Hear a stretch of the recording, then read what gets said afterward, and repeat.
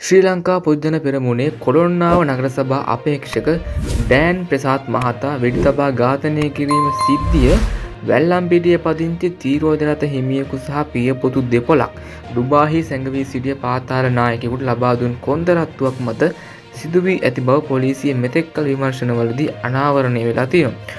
ඊට ඩුබායිහි සිටින කංජිපානි ඉම්රානන්ගේ සහාය ලැබී ඇති බවට හෙළිලා තියෙනවා. ඉතින් කොහොම වුණත් මේ ඩෑන් ප්‍රසාද් කියන කෙනාව මේ වෙනකොට ඝාතනය කරලා තියෙනවා. ඉතින් මේක ඇත්තටම පාතාල කල්ලියක සිද්ධ වෙච්ච කොන්දරත්තුවකට සිද්ධ වෙලා තියෙන දෙයක් කියලා තමයි ඔන්න පොලිසියෙන් අනාවරණය වෙලා තියෙන්නේ.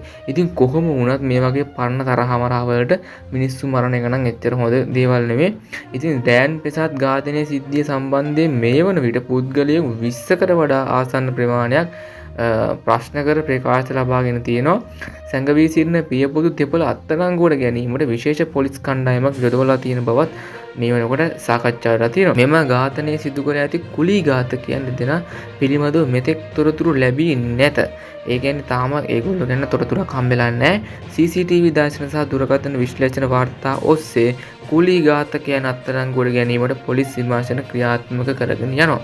ඉතින් පසුගිය 21 වෙනිදා රාත්‍රී මීතොටමුල්ල මහල් නිවාසයේ පදිංචි සිය බිරිඳ මව නිවසේ පැවති සාදයකට සහභාගී වෙමින් සිටියේදී කඩා වැටුණු පාතාල කුලී ඝාතකයන් දෙදෙනා විසින් ඩෑන් ප්‍රියදාස් මහත්තයාට වෙඩි තබා ඝාතනය කළා පලා ගොස් තියෙනවා. ඉතින් බස්නාහිර පළාත භාර ශ්‍රේෂ්ඨ නියෝජ්‍ය පොලිස් සංජීව ධර්මරත්න මහතාගේ උපදෙස් මත නුගේගොඩ කොට්ටාසේ භාර ශ්‍රේෂ්ඨ පොලිස් අධිකාරී මංගල දෙහිදෙනිය මහතාගේ මෙහෙයවීමේ විමර්ශන පවත්වනවා.